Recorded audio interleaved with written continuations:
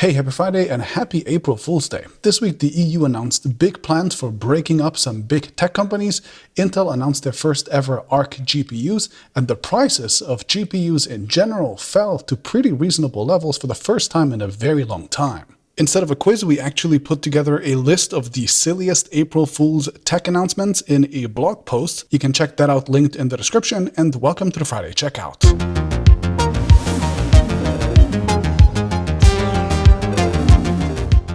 Okay, my release highlights this week start with the Dyson Zone, a strange pair of headphones that also filter incoming air. Problem is, they currently fling unfiltered air out of the machine, so during a pandemic especially, maybe this should have just remained an April Fool's joke instead. Also not an April Fool's joke was Samsung announcing it's partnering with iFixit to allow smartphone and tablet owners to buy genuine parts and repair their products themselves. Once Apple does it, everyone wants to follow, and I think that is a good thing in this case. Then Samsung also announced its $700 M8 smart monitor, which not only looks suspiciously like an iMac, but is a weird monitor and smart TV hybrid that can run its own streaming apps like Netflix and has a magnetic stick-on webcam plus some speakers. The OnePlus 10 Pro was also announced for Western markets starting at $899, which is at least not a terrible price for a phone that is otherwise pretty underwhelming. Then Redmi announced the Note 11 Pro Plus with a Dimensity 920 chip, finally some more MediaTek love. And finally, we also got the Seaboard Rise 2. This is the next generation of squishy keyboards, and it can apparently imitate any instrument for about 1,400 USD.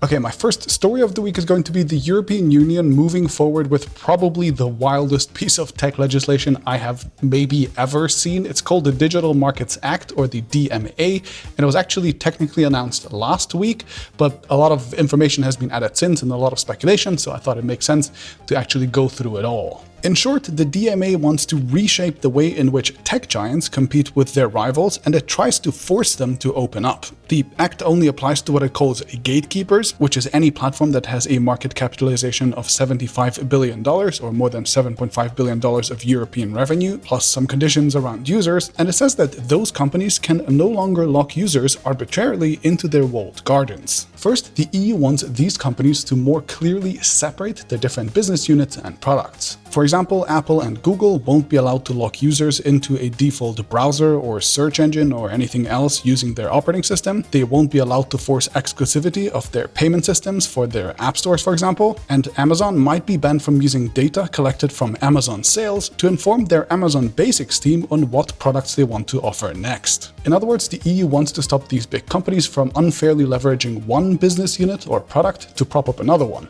At least that's the intention. And the second idea is to force individual apps to interoperate with competitors as well, starting with messaging services, which will be forced to freely provide APIs to others upon request. So in theory, that would mean, for example, iMessage users being able to chat with Signal or WhatsApp users freely. The EU specifically says that these companies should provide basically all of the same features and similar security to others that they have within their own apps, so not just messaging, but also sending files or even making video calls, etc. And while most of this for now focuses on messaging, the EU also claims that it later wants to consider similar requirements for other apps as well, which would mean changing how big chunks of the internet are built. The exact details of the bill aren't public yet, that it hasn't actually completely passed yet, but of course that hasn't stopped people from going wild over the last week speculating about how this bill might actually work, whether companies will even comply with it, and whether it is even technically feasible to do much of what the bill requires. So let's go over some of those. First, let's talk about the separation of the different business units. And I'm a little bit skeptical here because even though I like the idea, it is really difficult to define the edges of different business units and products in the digital age and to clearly say where one begins and where the other ends. Like, take Microsoft's Fluid Components, for example. It is a product that combines other products like Word and Excel and PowerPoint into one. It syncs via OneDrive, and it is natively embedded into other products like Teams, Outlook, and much more. How do you divide something like that? Modern digital products don't really have clear boundaries, and so even though I like the idea of someone trying to untangle those, I think it would be very difficult to do in practice with regulation. And second, let's talk about messaging and interoperability. Now, over the last week or so, a lot of very smart and also a lot of very self-serving people have been very loudly yelling that this rule might break the internet, it might break encryption, and lots of other things with it. And I both kind of agree and disagree at the same time. It's true that in its current form, each platform uses its own encryption protocols and standards, so if they were to somehow interoperate, the messages would have to be somehow decrypted and re-encrypted during the handover, which is definitely bad. But it is entirely possible for all gatekeeper services to replace their own protocols with a new shared encryption protocol, which all big players could collectively build and adopt, which would make end-to-end encryption work again and cross-platform at that. A maker of such a protocol called Matrix has already claimed that this is possible, and it's a good time to remember that both the web and email use industry-standard encryption protocols all the time as well, so it's hardly an unheard of idea that messaging apps might go that way eventually too. Now, to implement such protocols would require a lot of work, and the underlying apps might have to function in quite different ways going forward, so it is understandable that the companies are pushing back against it, and there's also the question of how far this interoperability would have to go. Messaging and video calls were specifically mentioned, but the EU also said that all features should be interoperable. Does that mean Animoji have to be cross-platform? How about Apple Pay integrations, etc.? It is a weirdly blurry line. Having to build every feature with interoperability in mind might significantly slow down innovation, and of course companies will surely try to find ways to circumvent the regulations like they have in the past, causing unintended consequences. So I'm quite skeptical about the details of this bill, even though I generally agree with its objectives, and I think maybe one positive outcome that could come from this is that companies fearing this kind of regulation will build a bunch of interoperability into their platforms to avoid future repercussions. Okay, my second story of the week will be Intel finally launching their dedicated GPUs called Arc after a lot of delay. And as the kids like to say, I'm not overwhelmed by these cards, I'm not underwhelmed by them, I'm just whelmed.